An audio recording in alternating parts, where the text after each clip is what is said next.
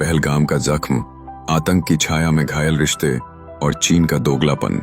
22 अप्रैल 2025 की सुबह पहलगाम की वादियां हमेशा की तरह सुंदर थीं। धरती पर बिखरे स्वर्ग का सा आभास कराती, शांत और सौम्य। सैकड़ों सैलानी भारत के कोने कोने से, दुनिया भर से इस जन्नत की एक झलक पाने आए थे। लेकिन किसे मालूम था कि उस दिन की दोपहरी लहू से लाल हो जाएगी। जिस धरती को प्रेम और सौंदर्य का प्रतीक होना चाहिए था, वहीं चीखों का शोर गूंज उठा। एक सुनियोजित आतंकी हमले ने 26 निर्दोष जिंदगियां निगल लीं। यह हमला सिर्फ जान माल का नुकसान नहीं था, यह भारत की आत्मा पर एक और गहरा जख्म था। इस हमले की जिम्मेदारी एक बार फिर पाकिस्तान स्थित आतंकी संगठन द रेजिस्टेंस फ्रंट ने ली। पाकिस्तान की जमीन से पनपता आतंक भारत के सब्र की परीक्षा ले रहा था। भारत शोक में डूबा था, गुस्से से भर उठा था। लेकिन इस दर्दनाक क्षण में भी, जब दुनिया को भारत के साथ खड़ा होना चाहिए था, एक देश, चीन, ने ऐसा व्यवहार किया जिसने भारतीयों के जख्मों पर नमक छिड़क दिया। चीन ने न केवल पाकिस्तान को समर्थन देने का ऐलान किया, बल्कि उसकी संप्रभुता और सुरक्षा हितों की रक्षा में कंधे से कंधा मिलाकर साथ देने का वचन भी दोहराया। जैसे जैसे पहलगाम में हमले की खबर फैली, पूरे देश में मातम छा गया। मीडिया चैनलों पर उन क्षणों के भयावह दृश्य चलते रहे। रोते बिलखते लोग, घायल बच्चों की कराहें, खून से सने रास्ते। कई परिवारों के सपने वहीं पहलगाम की धरती पर हमेशा के लिए दफन हो गए।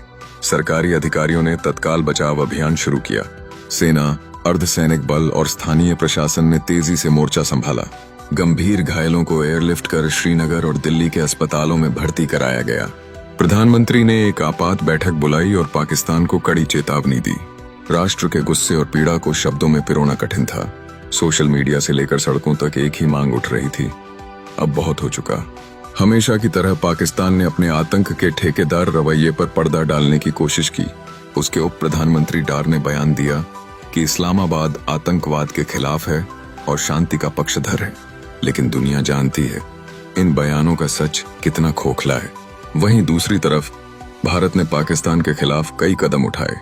सिंधु जल संधि पर पुनर्विचार, वाणिज्यिक संबंधों को रोकने पर गंभीरता से विचार किया गया। भारतीय विमानों के लिए पाकिस्तान ने अपने हवाई क्षेत्र को बंद करने की धमकी दी। दोनों देशों के बीच तनाव चरम पर था। इसी तनावपूर्ण माहौल में चीन ने अपना असली चेहरा दिखाया। चीनी विदेश मंत्री वांग ने सार्वजनिक रूप से कहा, चीन पाकिस्तान की संप्रभुता और सुरक्षा हितों की रक्षा करेगा। एक और दुनिया भर में आतंक के खिलाफ एकजुटता की जरूरत थी, तो दूसरी ओर चीन ने खुले तौर पर आतंक का पोषण करने वाले देश के साथ खड़े होने का ऐलान किया।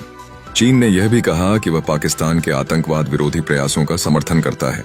क्या यह मजाक नहीं था? जिस देश से आतंकी लगातार भारत पर हमले कर रहे हैं, उसके खिलाफ चीन का ऐसा समर्थन एक गहरी साजिश का हिस्सा प्रतीत होता है। चीन ने भारत और पाकिस्तान दोनों से संयम बरतने की अपील की, मानो दोनों समान रूप से दोषी हों। यह तटस्थता का आवरण ओढ़े हुए पक्षपात था, जिसे भारत ने अच्छी तरह समझा।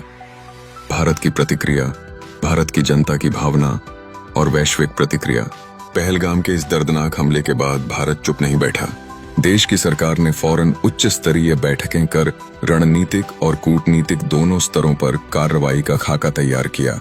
प्रधानमंत्री ने स्पष्ट शब्दों में कहा, भारत अब हर उस हाथ को काटेगा जो उसके मासूम नागरिकों के खून से खेलना चाहता है।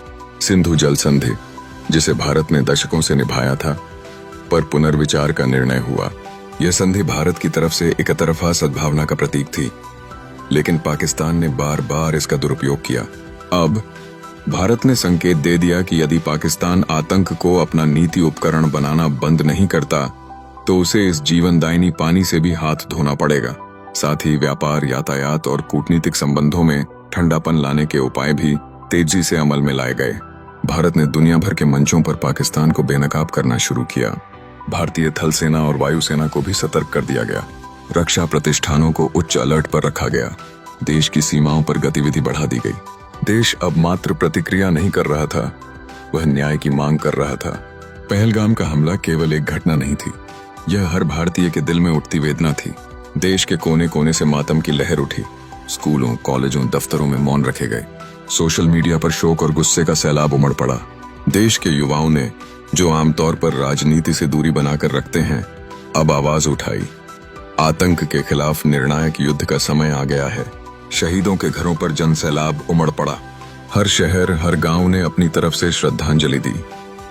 कैंडल मार्च निकाले गए, प्रार्थनाएं की गईं और यह संकल्प लिया गया कि आतंक के इस खेल को अब हमेशा के लिए खत्म करना होगा। भारत की आत्मा घायल थी पर टूटी नहीं थी।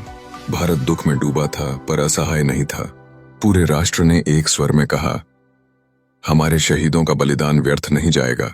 जय हिंद, जय भारत।